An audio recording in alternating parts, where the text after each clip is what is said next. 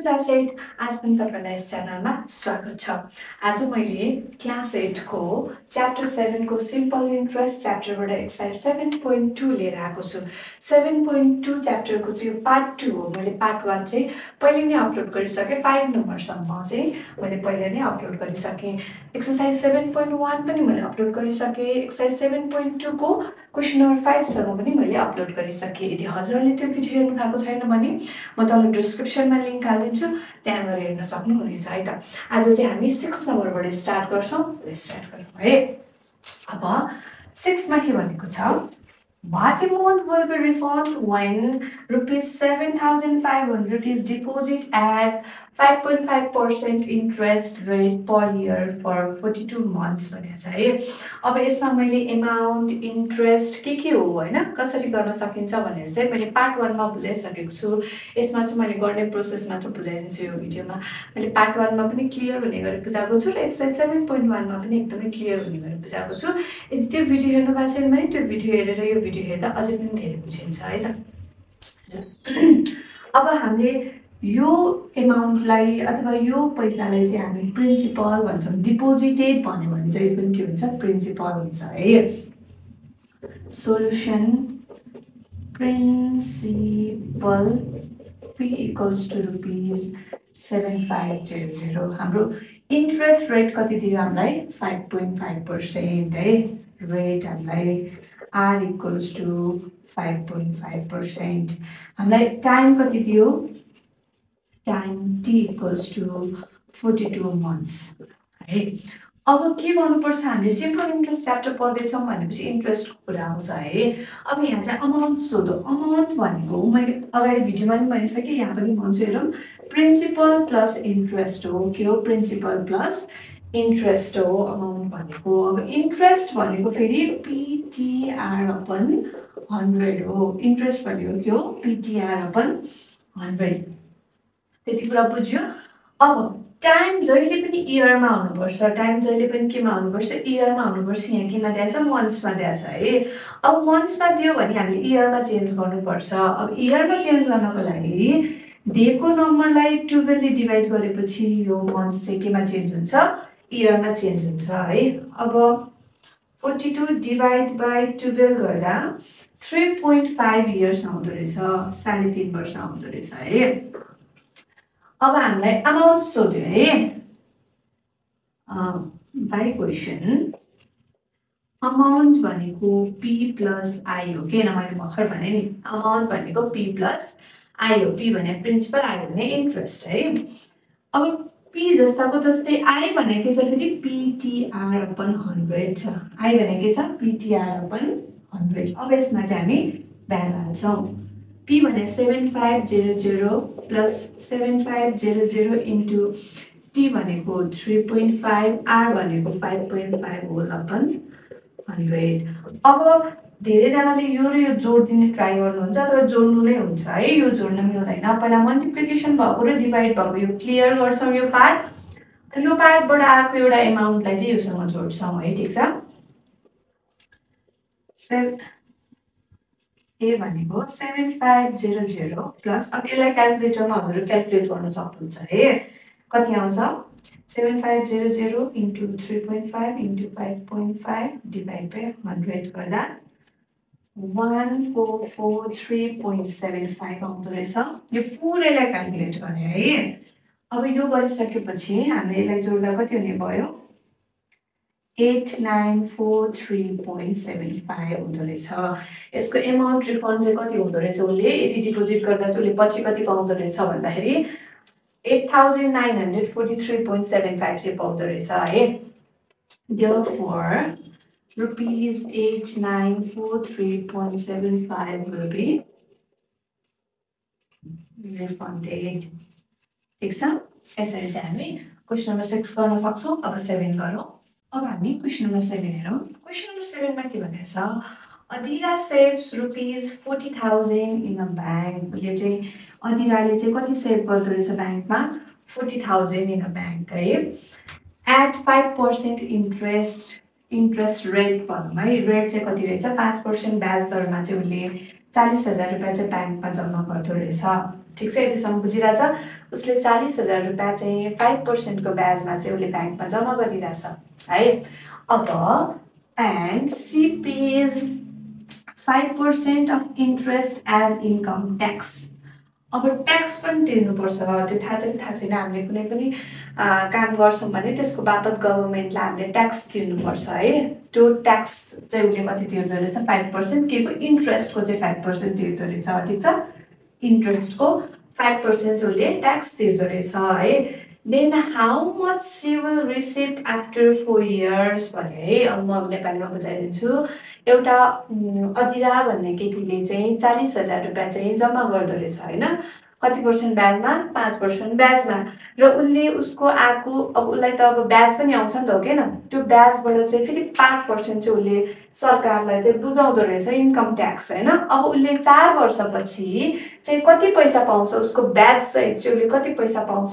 Income tax भनेको चाहिँ दिनुपर्छ हामीले दिनुपर्छ भनेपछि त्यो ब्याजबाट काटिन्छ ठिक छ काटिन्छ भनेपछि त्यो काटेर चाहिँ कति रिसिभ गर्छ भनेर सोधेको छ है फेरि 5% दुईटा मिस्टेकली हो भनेर नचुकिने यो 5% अर्कै भयो यो 5% अर्कै भयो है अब टिपौँ principal P equals to rupees 40,000 rate R equals to 5% time T equals to 4 years ठिक छ अहिले अब इन्कम ट्याक्सको अहिले पछि कुरा गर्छौँ पहिला ब्याज निकाल्नु पर्यो नि त कति आउँछ भनेर we know I equals to PTR upon 100 किनभने ब्याजको 5% तिर्छु भनेपछि पहिला ब्याज निकाल्नु पर्यो नि त है 40,000 into 4 into 5 upon 100 त्यो गर्दा कति आउँछ तपाईहरु पनि सँगसँगै गर्नुहोस् है सजिलो हुन्छ 40,000 into 4 into 5 divided by 100 गर्दा 8,000 आउँदो रहेछ 8,000 चाहिँ उसले 4 वर्षमा चाहिँ कति ब्याज पाउँदो रहेछ 8,000 ब्याज पाउँदो रहेछ है अब now after paying 5% income tax अब 5% income tax तिर्दा she will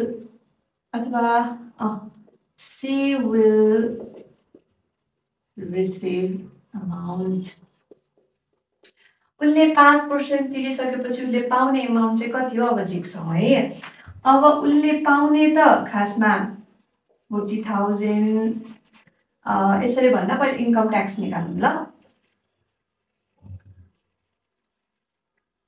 now income tax निकाल्नु इन्कम ट्याक्स भनेको 8,000 को 5% चाहिँ उसले तिर्नुपर्ने भनिसकेपछि 8,000 को 5% चाहिँ निकालौँ ठिक छ यो 8,000 को 5% चाहिँ उसले गभर्मेन्टलाई तिर्छ अरे क्या भनेपछि 8,000 into 5 upon 100 यो काट्यो 8 5 40 भनेपछि 400 उसले इन्कम ट्याक्स चाहिँ कति तिर्दो रहेछ 4 वर्षमा 400 रुपैयाँ तिर्दो रहेछ हैन वर्षेनी 100 रुपैयाँ भयो है अगेन अब she will receive amount after deducting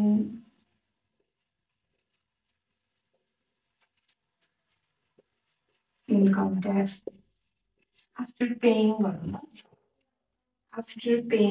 income tax अब उसले रिसिभ गर्ने अमाउन्ट कति हो त उसले 400 त उसले तिर्नै पर्यो सरकारलाई भनिसकेपछि उसको पैसा पहिला 40,000 छ हो त्यसमा ब्याज सहित उसको प्लस कति थप्यो 8,000 रुपैयाँ थप्यो हो 40,000 थियो उसको ब्याङ्कमा उसले 8,000 रुपैयाँ थप्यो तर उसले ब्याज आएको बापत अब इन्कम ट्याक्स तिर्दाखेरि ब्याजको 5% तिर्दाखेरि कति 400 रुपैयाँ तिर्नु पर्यो भनेपछि 400 चाहिँ घटाइदिनु पर्यो ठिक छ यो भनेको 48,000 भयो माइनस 400 गर्दा कति हुने भयो त 47,600 यो घटाउँदाखेरि यति आउने भयो therefore she will receive rupees 47,600 after 4 years. यसरी चाहिँ हामीले क्वेसन नम्बर 7 पनि गर्न सक्छौँ। क्वेसनले लामो छ, केही फरक परेन, बिस्तारै बुझ्दै गर्नुपर्छ। अब इन्कम ट्याक्सको कुरो पनि बुझ्यो। अब हामी 8 नम्बर जान्छौँ है त। अब क्वेसन नम्बर 8 मा हेरौँ। क्वेसन नम्बर 8 र 7 लगभग एउटै छ है। If the bank levy 5% tax in the interest of sum 75,000 भनेको छ। अब ब्याङ्कले चाहिँ 5% ट्याक्स चाहिँ यो समबाट लिँदो रहेछ है। At 5.6% interest rate for 6 month भनेको छ। अघि जस्तै यसबाट आएको जुन इन्ट्रेस्ट हुन्छ नि हो, त्यो इन्ट्रेस्टको चाहिँ उसले कति काट्दो रहेछ 5% एज ए ट्याक्सको रूपमा है। ठिक छ। अब एउटा कुरा हामीले यहाँ बुझ्नुपर्ने चाहिँ अघि चाहिँ हाम्रो इयरली भनेको थियो, अहिले चाहिँ 6 month भनेको छ है। अब अघि इयरली भनेको ठाउँमा हामीले इयरली नै राख्यौँ, अब 6 monthको ठाउँमा हामी 6 monthकै निकाल्छौँ है। अनि what amount will receive after 6 month भनेको छ। अब 6 महिनापछि चाहिँ कति निस्किन्छ भनेको छ। अब 6 महिना भनेर फेरि महिना चाहिँ राख्नु मिल्दैन, हामीले टाइममा चाहिँ इयरै राख्नुपर्छ है। यता हेरौँ, जस्तै पहिला प्रिन्सिपल टिपौँ। Principal P equals to ₹75000। हामीलाई इन्ट्रेस्ट रेट 5% दिएको होइन है, उतापट्टिको चाहिँ यो चाहिँ हो इन्ट्रेस्ट रेट, यो चाहिँ हाम्रो ट्याक्स रेट हो है। 5.6% हामीलाई टाइम दियो 6 months, तर हामीले के गर्छौँ 6/12 गरेर 0.5 years। ठिक छ। अब we know अघि जस्तै हामीले पहिला सुरु इन्ट्रेस्ट सिक्नु पर्यो 5% ट्याक्स काट्नको लागि है। PTR/100।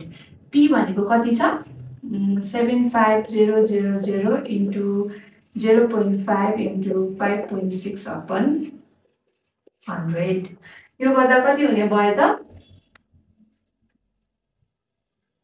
75000 into 0.5 into 5.6 divided by 100.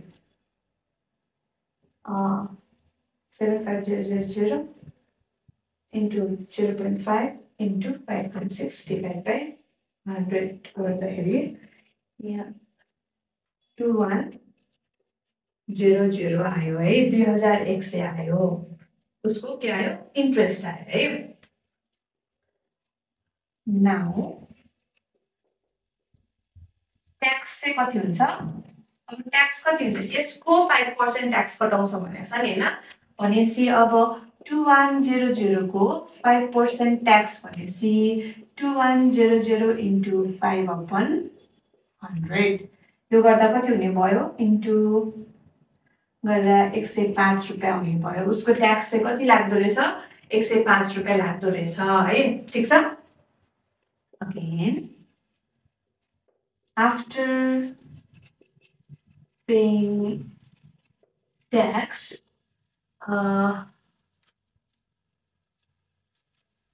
received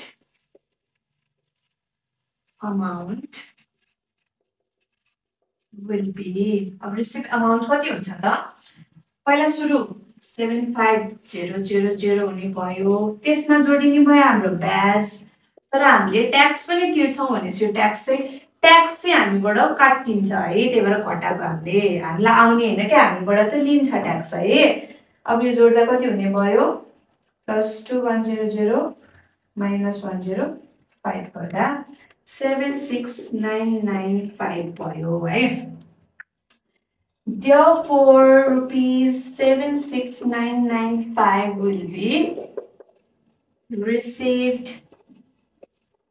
after 6 months है। 6 month के सोधेको थियो, 6 monthलाई नै हामीले टाइमलाई चेन्ज गरेको है। ठिक छ। अब क्वेसन नम्बर 9 मा जाउँ। 9 पनि सेम 7 8 जस्तै 9 पनि हो है।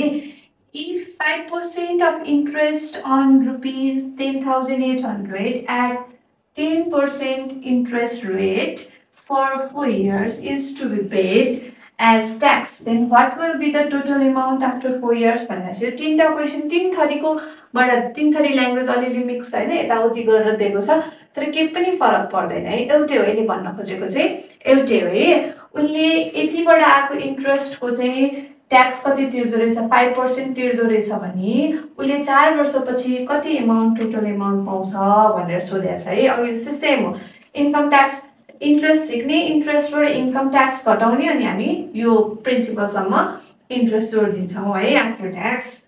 The solution principal P equals to rupees 10,800. अब रेट इन्ट्रेस्ट रेट चाहिँ यो होइन, यो है, किनभने 10% इन्ट्रेस्ट रेट भनेको छ है।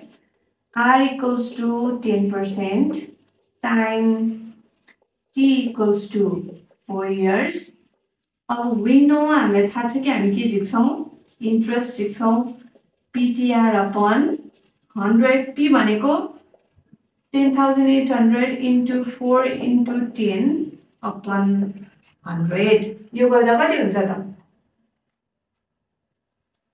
10800 into 4 into 10 divided by 100 गर्दा 4,320 रुपैयाँ चाहिँ उसलाई के आउँदो रहेछ, इन्ट्रेस्ट आउँदो रहेछ। अब नाउ ट्याक्स चाहिँ कति हुने भयो, यसको 5%, ठीक छ। यसको 5% हो क्या ट्याक्स भने। अब यो गर्दा 4320 into 5 upon 100 into 5% गर्दा 216। यसको ट्याक्स कति आउँदो रहेछ 216। Again after paying tax the amount will be, अब अमाउन्ट कति हुने भयो त, ए भनेको P भनेको 10,800, हाम्रो इन्ट्रेस्ट आयो 4,320 र हामीले तिर्नुपर्ने ट्याक्स कति छ 2,216। अब यो गर्दा कति भयो 10,800 मा 4320 जोड्दा 15,120 minus 216, यो गर्दा minus 216 गर्दा 14,904, ठीक छ।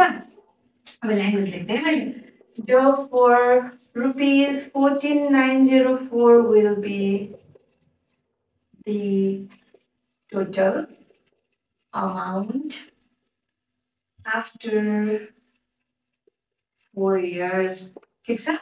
उसले चाहिँ कति प्राप्त गर्दो रहेछ 4 वर्षपछि 14,904 रुपैयाँ चाहिँ प्राप्त गर्दो रहेछ, ठीक छ। 9 नम्बर बुझ्या हो। अब हामी 10 नम्बर जान्छौँ। अब हामी क्वेसन नम्बर 10 मा जाउँ। क्वेसन नम्बर 10 मा के भनेछ, Hari borrowed a loan of rupees 3 lakh at 12% interest rate for 2 years and 6 months for foreign employment भनेछ है।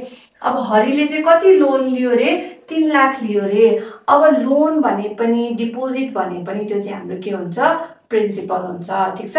भनेपछि हाम्रो अहिलेको प्रिन्सिपल के भयो 3 लाख भयो, इन्ट्रेस्ट रेट कति भयो 12% भयो, हामीलाई टाइम चाहिँ 2 इयर्स 2 महिना 2 वर्ष 6 महिना दिएको छ है। अब ए नम्बरको क्वेसनमा के भनेछ, find the simple interest Hari has to pay भनेको छ। अब सिम्पल इन्ट्रेस्ट भनेको इन्ट्रेस्ट सिक्नु पर्यो है। सोल्युसन प्रिन्सिपल भनेको कति छ हाम्रो P equals to rupees 3 lakh, rate भनेको R इक्वल्स टु 12%, टाइम भनेको T equals to 2 years 6 month हो है। अब यसलाई चाहिँ चेन्ज गर्नुपर्छ, ठीक छ। अब यति चेन्ज गरे 2 + 6/12 गर्दाखेरि 2.5 इयर्स आउँछ है। यो डिभाइड गर्दा 0.5 भयो, 2 + 0.5 भनेको 2.5 इयर्स है, ठीक छ। अब हामीले निकाल्नु पर्यो इन्ट्रेस्ट भनेपछि बाइ क्वेसन आई भनेको PTR upon 100 हुन्छ। अब P भनेको कति छ त 3 लाख, टाइम भनेको 2.5, रेट भनेको 12 upon 100 गर्दा कति आउने भयो 3 lakh into 2.5 into 12 divide by 100 गर्दा 90,000।